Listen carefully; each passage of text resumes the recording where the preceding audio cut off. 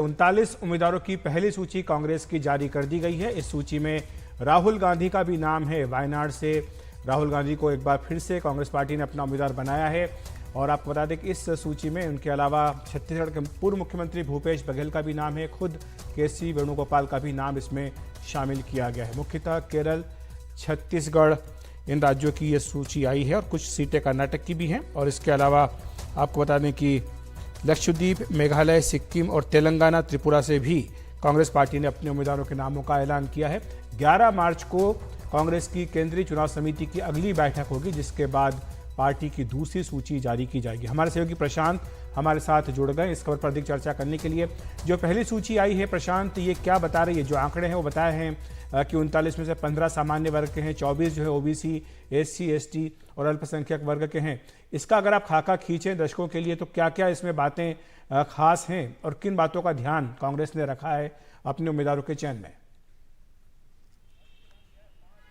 जी अखिलेश, देखिए पहली बात तो ये नज़र आ रही है, अगर आप इस सूची को देखें तो इनमें उन्हीं राज्यों के उम्मीदवारों के नाम घोषित किए गए हैं जहां पर कांग्रेस खुद अकेले चुनाव लड़ रही है, जहां पर गठबंधन में नहीं है। चाहे वो केरल हो, कर्नाटक हो, तेलंगाना हो, छत्तीसगढ़ हो, ये सभी वैसे राज्य हैं जहां पर कांग्रेस किसी गठबंधन में नहीं है, वो अकेले ही चुनाव लड़ रही है।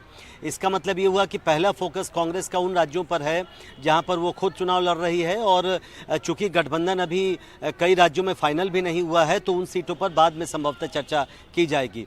दूसरी बात कि कई सिटिंग सांसदों को टिकट दिया गया है। इनफैक्ट ऐसा लगता है अगर पहली नज़र में इस लिस्ट को देखें तो ज़्यादातर सिटिंग जो सांसद हैं इन सभी राज्यों में कुछ को छोड़कर, जैसे छत्तीसगढ़ में आपको मालूम है कांग्रेस ने पिछली बार केवल एक सीट जीती थी संभवतः, और इस बार वहां से बाकी नाम भी घोषित किए गए। लेकिन जिन राज्यों में जो सांसद थे उन सबको लगभग टिकट दिया गया है। केसी वेणुगोपाल का ये कहना था कि जो प्राथमिकता दी गई है वो दी गई है विनेबिलिटी कि जो जीतने वाले कैंडिडेट हैं, और दूसरी चीज़ लॉयल्टी, जो पार्टी के प्रति लगातार वफादार रहे हैं वो उसको भी इनाम देने की कोशिश की गई है। इसके अलावा केरल से खासकर कई नौजवानों को, यंग लोगों को भी टिकट दिया गया है और भी कुछ राज्यों से। और जाहिर तौर पर कोशिश है सरकार की, माफ़ करिएगा कांग्रेस पार्टी की, कि वो यूथ तक, युवाओं तक पहुँचे। तो सरसरी निगाह से पहली नज़र में ये देखने पे कुछ ये चंद बातें सामने आती हैं। और जो प्रमुख नाम है, आपने बिल्कुल ठीक कहा, चाहे वो राहुल गांधी हो, केसी वेणुगोपाल खुद हो, या इसके अलावा शशि थरूर हैं, भूपेश बघेल एक बड़ा नाम, क्योंकि कांग्रेस की लगातार ये कोशिश है इस बार कि सभी बड़े नामों को लोकसभा चुनाव मैदान में उतारा जाए। ये सिर्फ इन राज्यों की बात नहीं है, चाहे वो राजस्थान की बात हो, मध्य प्रदेश की बात हो या छत्तीसगढ़ आप देख रहे हैं, इसलिए भूपेश बघेल जो राहुल गांधी पर पूछना चाहूंगा, उनको मैदान में उतारा गया है कि अभी उत्तर प्रदेश के नामों का ऐलान नहीं किया गया है। और जो सवाल पूछा भी गया था केसी वेणुगोपाल से, उन्होंने कहा कि 11 तारीख को अगली बैठक होगी, उसके बाद आपको पता लगेगा कि कौन कहां से लड़ रहा है। लेकिन ये पूछना चाहेंगे, मनोरंजन भारती भी हमारे साथ जुड़ गए, उनसे ये सवाल पूछा था। मनोरंजन, राहुल गांधी को लेकर क्या अभी भी सस्पेंस बना हुआ है कि वो अमेठी से चुनाव लड़ेंगे या नहीं लड़ेंगे, या फिर वायनाड में ही रहेंगे? ये बात कब तक स्थिति स्पष्ट होने की संभावना है? देखिए, अगली मीटिंग जब होगी, जब उत्तर प्रदेश की नामों की घोषणा होगी, तब उनके नाम आने की संभावना है।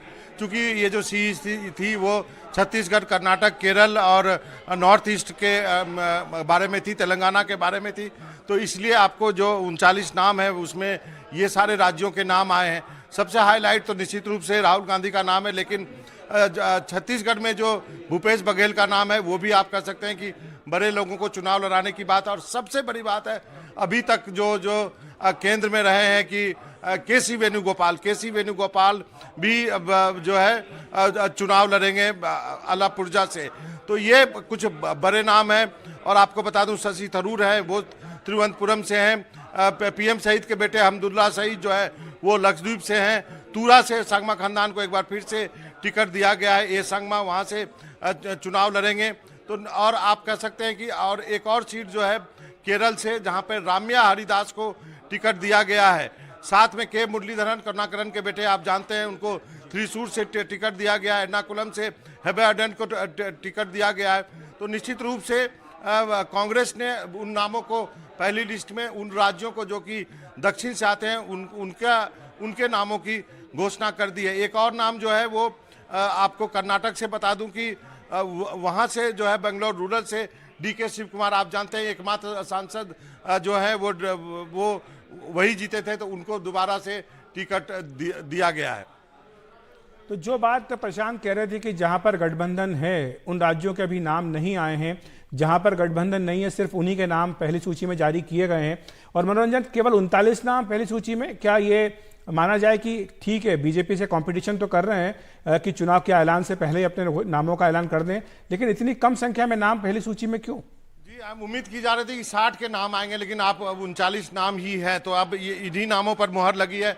कुछ जो राज्यों की बात है उसको जो है पेंडिंग में डाल दिया गया, जैसे दिल्ली की भी चर्चा हुई थी, तो दिल्ली के भी 3 नाम आने वाले थे, लेकिन उसको भी होल्ड पे रखा गया। इसी तरह कुछ और सीटें जो है वो आप देखिए, छत्तीसगढ़ में भी कुछ और सीट जो है उसको भी होल्ड में रखा गया। कर्नाटक में जो है कुछ और जो है वो उनको होल्ड पे रखा गया। केरल में 16 सीटों पर, जो 20 सीट है आपको मालूम है, लेकिन 16 सीटों पर ही UDF लड़ेगी। UDF में कांग्रेस लड़ेगी, उनके नामों की घोषणा कर दी गई है। मेघालय की कर दी गई, सिक्किम से गोपाल छेत्री को दिया गया, तेलंगाना के कुछ नाम जो है उनकी घोषणा की गई है। जी शुक्रिया आपका इस तमाम जानकारी के लिए। प्रशांत, आपका भी धन्यवाद हमारे साथ जुड़ने के लिए।